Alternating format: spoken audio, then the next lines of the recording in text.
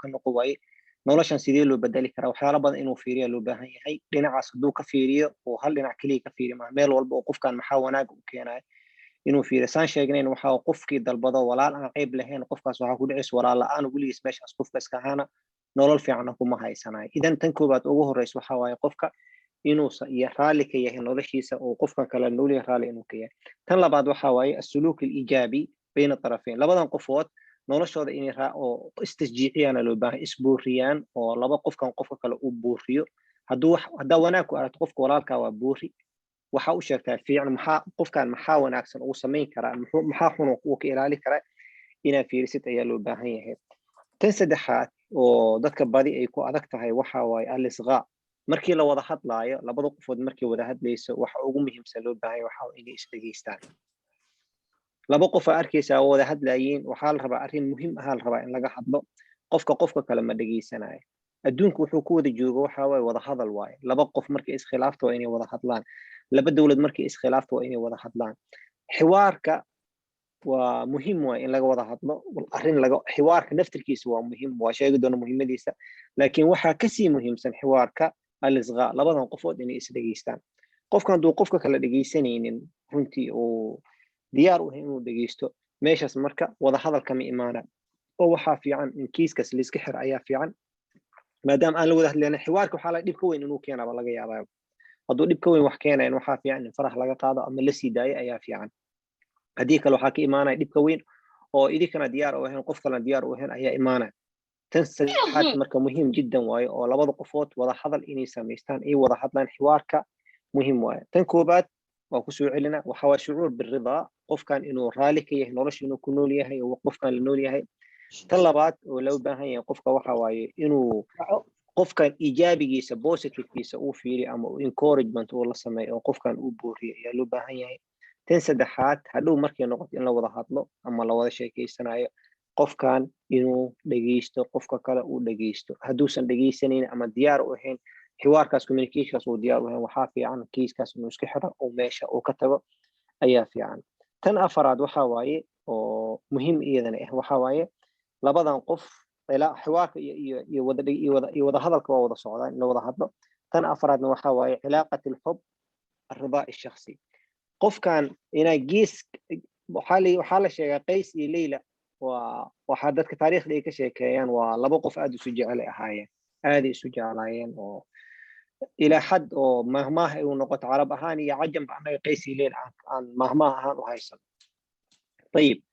qays waxa la yiri wuxuu ahaa ninoo aad u qurxan u ahaa laakiin leila ma qurxanin dadka markay fiiriyaan waxay ahayd gabar oo aad u foolxumay ahayd marka nima dadkii la yaabeen ninkan waxay la yaabeen gabadhan say u eg tahay iyo ninkan suu eg yahay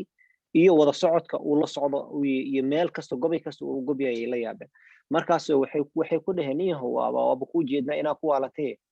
macallaq hada wax ku waalanis wax qurxan ma fiirisidoo ku waalatay markaas uu yiri meesha aniga ka arka ma ka aragtaan miya idinka meesha aniga ka arka ma ka aragtaan waxa laga yaabaa qofkan inaa si u aragtid xumaan u aragtida laga yaabaa laakiin ilaahay subhanahu wa ta'ala wuxuu noo sheegay hadii qofkan wanaagiisa iyo xumaan haduu dib yimaado haduu dib ku yimaado dhinac xun kaliya ka fiirina wala tansaw al-fadl baynakum haduu khilaaf da dib ka jiro waxa labada qofood markii is khilaafto ama dib isku dhacaan qof walba wanaagii dhan uu hilmaama gabadha ninkii 10 sano ay isqabeen wanaagii u soo sameeyay intii wax uu soo sameeyay waxaad weligaa saana ahaan jirtay khayr ma leeyahay dib un baa wada ninka xaaskiisa intaan u soo sameeyay weysay maalin kasto adoo jiiftun baan ka tagay waxa laga hal isbuuc kaliya xanuunsanaysa xataa laga yaaba maalin walba saanaata uu leeyahay afku uu gelina maalin walba saanaata tajmiic uu sameeyna waxa soo kale wax wanaagsan ma waxa loo baahan yahay la tansaw al-fadl baynakum wanaaga labada qof u dhaxayso inay markaas hilmaamaan waa laga fiican yahay soo tan koobaad labada qofood waxa qofkan qofka kale inuu raali ka noqdo uu nolol yahay hada raali ka ahaanba waqtiga ay dhuminin tan labaad waa suluuk ijaabi labada qofood qofka kale inuu dhinac positive ka fiiriyo encouragement na siiyo wax wanaagsan uu sameeyay in encouragement ku sameeysid waxyaalo xun uu sameeyay ku aragsi tartiib si oo positive ahaan ina aga celisid ayaa loo baahan yahay tan saddexaad waxa loo baahan yahay qofka kale markii dib dhacday in la wada hadlo laakiin in la isdhageysto ayaa ka sii muhiimsan hadii meesha la fariisto in la wada hadlo laakiin la isku dagaalo wadahal furitaanka qaarkooda wuxuu ka yimaadaa labada qofood wadahadashuu ka yimaadaa laba qof arkaysa wuxuu ku leeyahay meesha waxaa loo fariisay in la hadlo gabadhii off topic iba noqotay ninka wuxuu rabaa point 1 2 3 inuu ka hadlo markii intii 1 2 3 pointigiisa ay dhageysaleen oo lagu haysto waxay leedahay adiba saanaa leena Janice ma rabta inay siiso example hadaan ku siiyo مثلا wuxuu ku leeyahay dhaqsan seexan habeenkii dhaqsan seexan banaanka aan u yaan dhafrin dhaqsan seexano iidan waxay leedahay kaliya guriga tagtay jikada kaliya hagaajiyo arrin waxay u keenaysaa case oo hadda mowduuc yaal ma mowduuc kale keenaysaa gabadha ninkeeda waxay ku leedahay walaal waxaan u baahanahay habeenkii inaad dhaqso soo hoyatid oo maalmaha kale mashquulsad gurigan biilkiisa haaya waxba oo gurigan joogtaa lugaha biyo kugu jiraan culays kuma haaya موضوع markii laga hadlayo labada qofood inay is dhageystaan mowduuca aan laga bixin mowduucaas haduu qaldi halo adiga hada sax u aragtid dhageyso u sharax mowduucan oo dhinaca ka saxsan yahay laakiin don't change the topic towards topic dadka qaarkood topic in la bedelo sometimes way fiican tahay hadii wax fiican lagu bedelayo مثلا وحوش حبيب خالي نقول ان شاء الله حدا ما حنكو عشينينا وارتنا وقت حوار انه كلنا موضوع إن بدشت ولو باهي لكن متكسيحون هذا وبدليسد wax wanaagsan ma marka wada hadalka waxa ka sii muhiimsan English dhageysto ayaa ka sii muhiimsan tan oo afraad waxa loo baahan yahay qofka kale inuu meesha fiican kaliya ka arko meesha xun مثلا hadaan dhahno kale qofkan waa 10 khasal uu leeyahay 10 arrin uu leeyahay 10 arrimood 8 wanaagsan ama 7 wanaagsan 3 xun uu leeyahay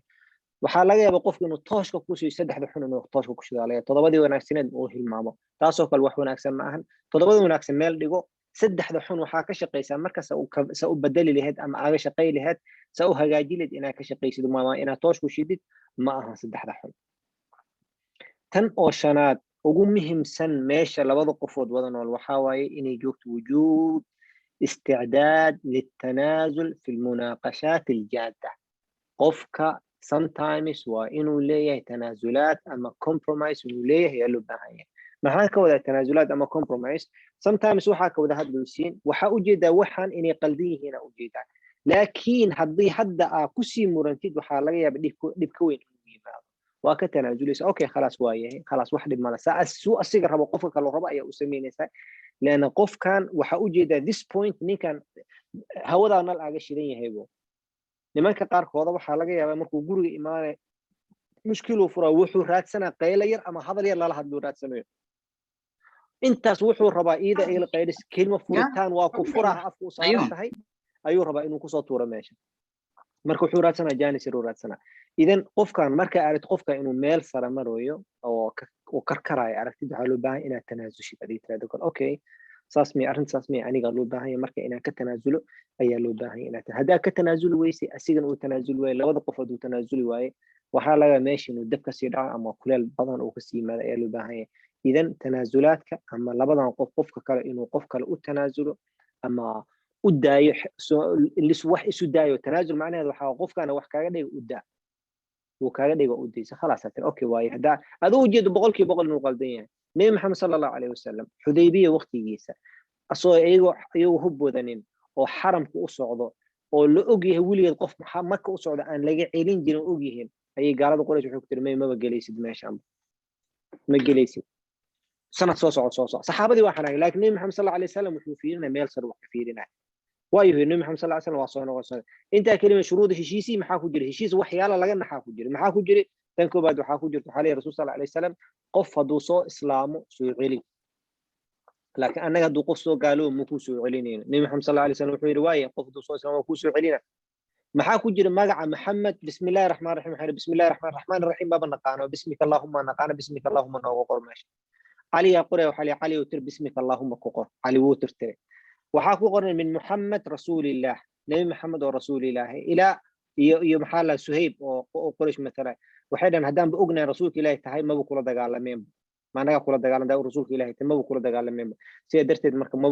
ali waxa leeyahay marka tir rasuulka sallallahu alayhi wasallam magaca rasuulka ka tirtay wuu diiday cali marka idan sometimes tanaazulaad nabi maxamed sallallahu alayhi wasallam uu tanaazulay waa arag sometimes tanaazulaadkaas loo baahan qofka inuu tanaazulo ayaa loo baahan yahay hadii tanaazul imaa waayi meesha faa'iido ma iimaanayso sometimes tanaazul loo baahan yahay tan toddobaad waxa waaye القدرة على إعطاء الحب والتعاطف وكذلك القدرة على استقباله قف كلا إنه سين كرو أما تصي كرو إنه قف كان جهيه sometimes waxaa dhacdo gabadha ninkeeda boqolkiiba boqol way jeceshahay bal waxaa laga yaabaa nafteeda inay ka jeceshahay caruurteeda iyo adduunka dhan ka jeceshahay laakiin awoodii may leedahay ninkeeda inay u sheegto ama ay dareensiiso ma laga yaabaa mise way ku adag tahay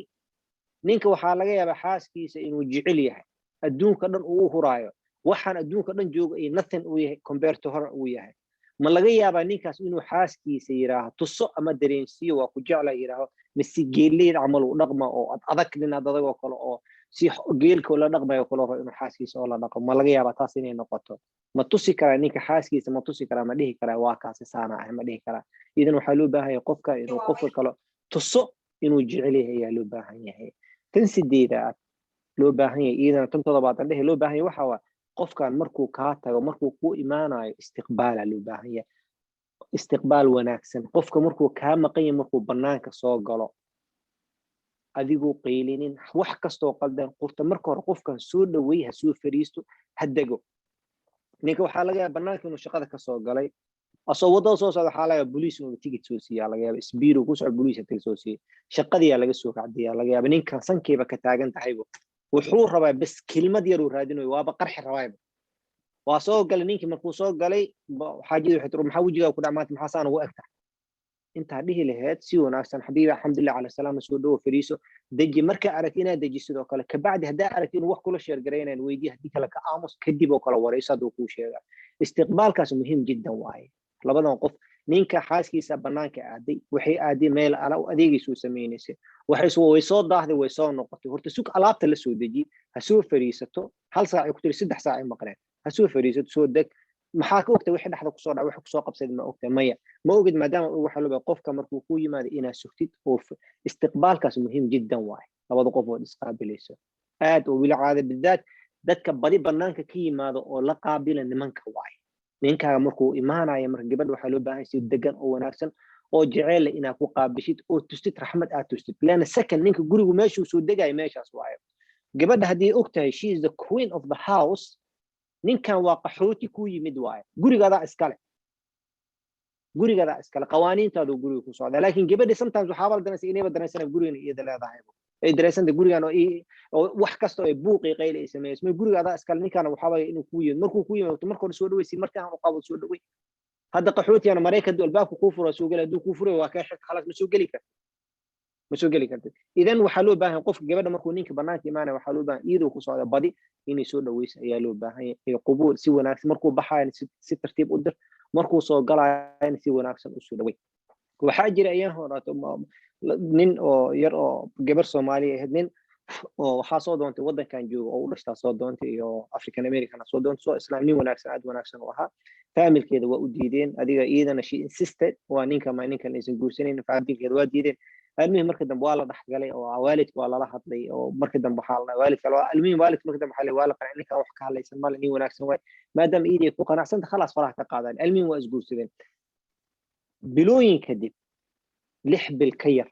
ninkii yimid Abdullah la dhahay uu yimid wuxuu yiri Ahmed I want to divorce your sister maadaama asiga ajnabi aniga Soomaali ahay gabadhan Soomaali ay tahay dadkii oo arinta ku dhex jira aan ahay wuxuu waxaan rabaa inaan furo walaasha aan furo dadka kala dhaqan duwan fiirsay oo kala dhaqan duwanahay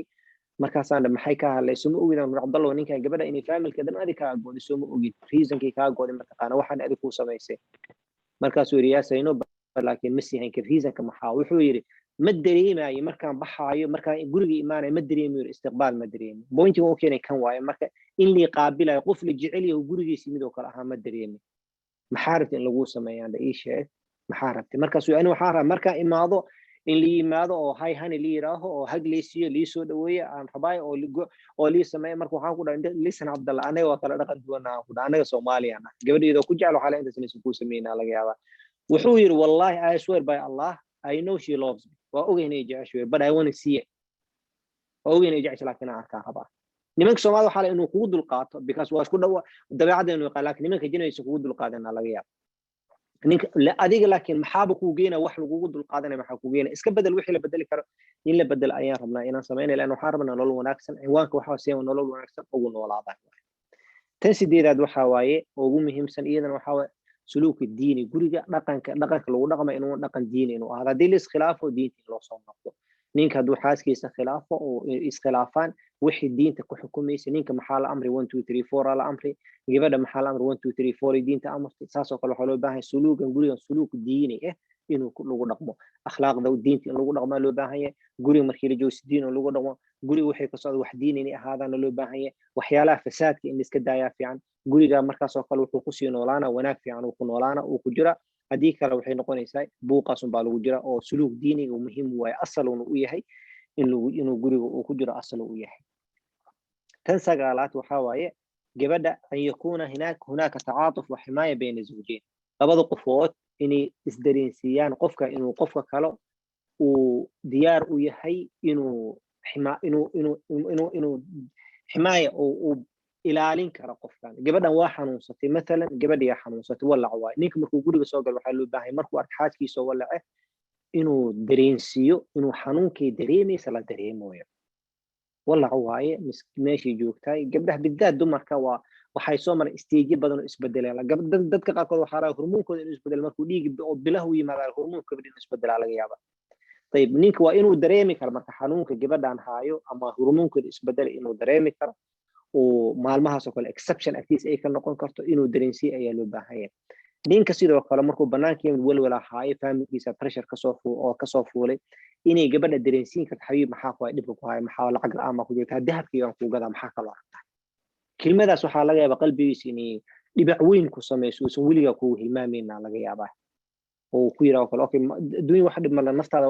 caafimaadka wax walba ka muhiimsan adduunyo waa la hela caafimaadka waxa tusaysaa encouragement waa boorinaysaa in wax wanaagsan ana tusaysaa marka labada qofood waxa loo baahan yahay dhinacaas inay sameeyaan ayaa loo baahan yahay tan tobanaad waxa waaye ixtiraam الزوج احترام كل زوج للآخر qofka kale inuu ixtiraamo markii la wada hadlaayane walmunaqasha al-usriya musaawa inay timaado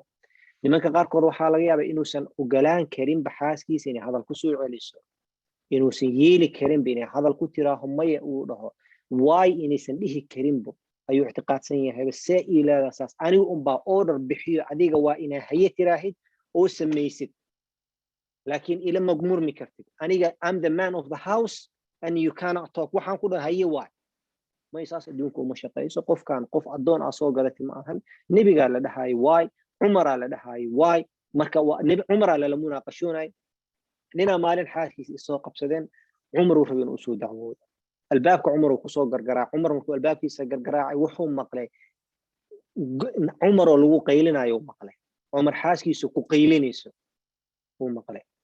uu garay markuu dhageystay uu soo baxay umar albaabka la garaacay inuu maqlay xaaskiisa ku qaylinayso meeshu taagnaa markuu soo baxay qof sii socdaa wuxuu yiri kaal adina qofka albaabkiisa soo gargaraacay markaas uu yiri ha maxaa rabtay markaas uu yiri iska dhaaf mayo yiri iska dhaaf albaabkiisa soo gargaraacay ii sheeg maxaa ku haaya markaas uu yiri jawaabta waa helay uu dhahay maxay tahay uu dhahay wuxuu yiri xaaskiisa soo dagaalna qaylay ugu qad markaas waxa si ugu qaylinaysaa marka adaan rabay inaan ku soo dacwoodo adigoo lagugu qaylinayo markaan arkay ayaa waxaan dhahay khalaas marka waxaan wax dabeecad oo dumar leeyihiin waa sidaan ku baxay markaas uu umar adajiyay wuxuu ku maqalnay waa xaasaskeena waay gurigaas ay joogaan caruureenoo dhaleen cunteenoo kariyaan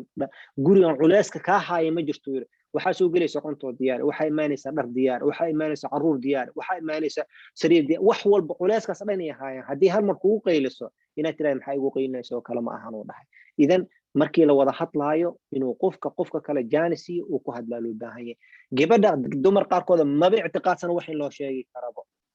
مسي waxaas igu sheegaysa maxaa ka gal ma bixi karto waa bixi kara ani migal hadli kara bixitaanka aniga xoran ahay weel xoran ahay adoon qof markaas uu xoran ahay badbadinay waa qof marka hore adoonnimo ku soo koray waay marka xoran ahay iyo qof xorriyada ka qaadanayo ma lahan qof xorriyadnimadaada ku aqbash meeshan xorriyadnimadaada ninkan qabiilta ku tiri xorriyadnimadaada ku wada joogtay laakiin xora inay soo noqnoqoto qof adoona tahay ku dhaxma jirto oo qof adoon ilaaha adoon u tahay laakiin qawaaniinka guriga yaal inaa hogaansatid waay idan tan tobanaad waxa labada qofood markay wada hadlayeen munaqasha la wada galaayo musaawa inay jirto ixtiraam loo jiro waay qofka kibir uusan imaanin isticlaa qofka kale inuusan tusin inuu ka sareeyo inuusan tusin ayaa loo baahan yahay laakiin haduu qofka kale tuso inuu ka sareeyo meesha marka xiwaar ba imaanaya tan koo iyo tobanaad waxa waaye taqdiir الزوجة لجهود الزوج gabadha waxa loo baahan yahay ninkeeda juhdigiisa inay qiimeyso dumarka qaarkooda gurigay joogaan khayr Allah siiyo hooshii waxay ugu talagaleen sidii diinta ahayd dumarka guriga inay joogayso carruurteeda tarbiyeysanaysa ninkeedna ay hooshiisa qabanaysay ugu talagashay noloshaas yarata inay qaadato waa tan ugu fiican waay laakiin waxaan rabaa inaan dhaho waxaa miisaantaa hadduu ninkaa wax yar kaa hadlay ama uu kaa gaabiyo waxaa miisaanka saa juhdiga ninkan uu qabanayo gurigaa degantiid asaa lacagtiisa bixinayo korontada isigaa bixinayo gaaska isigaa bixinayo cuntadaa karsanaysa isigaa bixinayo dharkii isigaa bixinayo ilmaha iskuulkooda culeyskaas dhan saaran loadkaa dhan saaran taqdiiri markaa la hadlaysid qof culeys saaran matalan hadda gaari haddii culeys badan la saaro waxaa laga taayirada inay qarxaana laga yaaba final ninkan uu kuu fariistaa laga meesha uu ka fariistaaba laga yaabaa marka qofka waxaa loo baahan yahay qofka kale inuu juhdigiisa taqdiiriyaa loo baahan yahay uu yidhaaho kale maasha wallahi qofkan culeys uu haayay hadduusan bacd allah subxaana watacaala hadduu asiga ahaana meeshas tabeera iga soo gali lahayd ninka sidoo kale isna waxaa loo baahan yahay xaaskiisa juhdiga haysa inuu taqdiiriyaa loo baahan yahay uu yidhaaho kale wallahi xaaskayga culeys haysa ilmahaanay haysaa fiiri cunuga nimanka caruur ma hayn karaan aniga axmed maanta dii cunug ligaga tag waxaa laga yaaba hal sac ka badan inaan hayn karin laga yaaba hooyadiis waxaa la 24/7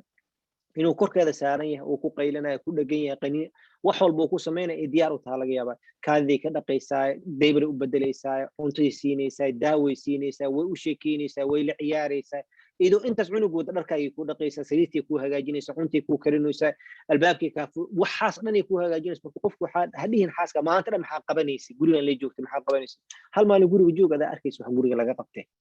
hal maalin guriga joog marka aad joogtid adaa arkaysa guriga hoosha laga qabto marka qof walba qofka kale juhdigiisa inuu taqdiiriyo karo wallahi qofkan culeys weyn uu haaya inuu yiraahdo hadduu dhihi waaye marka qofka kale uu arkin soo waxba ahaynbo dan dhibac imaanay mushkila imaanayso tan 12aad iyada naftirkeeda waxa waaye an yakuna hunaak tasaamuh bayna az-zawjayn tasaamuh inuu yimaado qofkan qalad kasto kugu sameeyay xaaskaaga telefoon kugu damisay zam waa isku xanaat laba kelma isdhaafsateen jib telefoonkiiba war naga bixi telefoonka ugu damisay طيب ما dad telefoon in isku damiya ku kala tagamaatiin mise waa ka weyntihiin telefoonka ii damisay qalad waaye oo u cudur daaray okay laakiin guriga ina ku burburis xaaskaaga hal maalin telefoonka ugu damisay raganimo miya ma ahan noloshiina way ka qiimo badan tahay wayna ka weyn tahay telefoon lagu damiyo in guriga ku burburo ama khilaaf uu ku yimaado ama dhibaato ay garto way ka qiimo badan tahay wayna ka weyn tahay hadduu gurigaaga qiimihiisa iyo telefoon lagu damiyo ku burbura marka hore gurigaaga qiimo weyn ma lahayn gabadha ninkeeda la hadda wuxuu shaqa ku jira sheekada ila ma anaaba sasi la hadli kartaaba anaaba shaqada ka qiimo badan soo maahan maxaa anisan igu galaysaa no gurigii telefoon ninka hadal uu kula hadlay ina guriga uu ku burburo marka hore qiimo sometimes waxa ogaanaysaa guriga sababta uu ku burburo marka hore qiimuhu dad labada qof ka taagnaa waxa ku ogaanaysaa markii labada qofood furitaan ay soo ogaat waa fiirsanay waa dhageysanaysa kana dhageysana waa yaabaysa waxa la wax isku furay maxaa waaye waa wax laba dhalinyaro isku sameeyaan waaye oo xataa ay ku wada socdaan laakiin guriga kuwa labadan qof waa soo kala istaageen loo kala tagal raba meesha taas waxay ku tusaysaa marka hore gurigan agtooda labada qof agtooda qiimo weyn u sakaleen ama miisaan fiican inuu ka saareen ay arkaysaa tan ugu dambeeyay 13aad waxa waaye توفر نوع من الفهم لمشاعر كل طرف للآخر قف كان إنه كل ديار قال نفتي سنة الديار جليو prepare yourself نفت هذا الدياري قف كان إنا فهمتي هدي قف كان فهمتي نرول في عنا كل ولا نسى لكن هدي قف كان أتفهمي ويسي هذه نرول في عنا هي ستكون تلاقى قف كان حاكو تلاقى شيء قف كان إنا فهمي كرتي سيدي كفهمي كرتا قف كان تبي عدي سفهم فريس إنا هي شيء ده أباهن تاعي فريس إنا هي شيء قف مركا فريس شيء واو وقان كرتا هدي ما أنت دام جاري كوسيو أو فريه عن كاقات جاري محكو ترى ماشي كويا وحبكو ما ترى gabadha xaninka xaaskiisa haduu furaha waayo furaheeda haduu waayo waa sanam guriga u jooga waayo waa bombolo guriga u jooga waayo wuxuu ka faa'iidayo ma laha leena sababta maxay tahay asiga marka hore furihii raadinin haduu furaha heli lahaa gaariga meesha aragtay parking kana geli kartaa waa ka qaadi kartaa parking kana geli kartaa waa ka qaadi kartaa saartida u dhaqi kartaa birtaartida ka bedeli kartaa bir cusub soo gali kartaa waa qurxin kartaa waxa arta ku sameyn kartaa waa dhaqi kartaa laakiin marka hore furihii u baahan tahay gabadha ninkeeda hadii furihiisa wahelin ay furo waayso furihiisa aysan ku talagalnaysa fahanto furihi ninka hadii wayso waa bombalo guriga u yaalo waay waxay ka fahmayso waa dhagax guriga taagan waay gaariga la sii furo gaariga qaado furi waa laga qaatay maxay sameeyeen karto waxba kama bedeli karto parking ku yaala kama qaadi karto meeshii rabto kuma tagi karto hadduu wasaqoobo ma dhaqi karto leena maba qaadi karto marka wuxuu loo baahan yahay tan 13 inuu qofka kala fahmo furihiisa inuu helo ayaa loo baahan yahay idan 13kaas arrimood ayaa loo baahan yahay si uu qofka ugu noolaado sacaada zawjiya si uu ku helo waxa loo baahan yahay marka 13kaas arrimood inuu ku noolaado ayaa loo baahan yahay ilaahay subxaanahu wa tacaala waxaan weydiisanaynaa inuu naga dhigo dadka wax wanaagsan markay maqlaan ku camal falo wax kasta aan sheegay hadduu saxsan yahay waa min Allah wixii qalad ama wixii gaabis aan ka sameeyay waa min nafsi min shaytaan way waxaan jeclay 13kaas arrin aan ku idin la wadaago si aan ugu wada noolaano xayaa zawjiya oo wanaagsan si aan ugu wada noolaano qof walba u baahan nolol wanaagsan inuu ku noolaado insha Allah tacaala waxaan rajaynayaa 13kan arrimood ku noolaatiin in aad ku liibaani doontaan barnaamijyada runtii dad hore u qaatayna waa barnaamij seminaarka aan bixiyo 3 bilood mar aan bixiyo hadda last Sunday kii aan bixinay alxamdulillah ilaa hadda less than week wallahi feedback badan ay soo gaaray 13kan gabar waxay tahay wax class ka dhan 13kan arrin ka qaadana inta kale waa class 4 saac suqadi waaye 13kan arrin ma daan raba inaan ku camal waxyaalo waxa jirta qaybo kala duwan jirta insha Allah waxaan rajeynaa على الأقل ودور 68 slides waaye hadda 2 slide kaliya ka qaadan waa 68 slides waaye seminaarka marka labada slide kaliya hada ku camal fish insha Allah waxaan rajeynaynaa in aan nolol fiican ku noolaano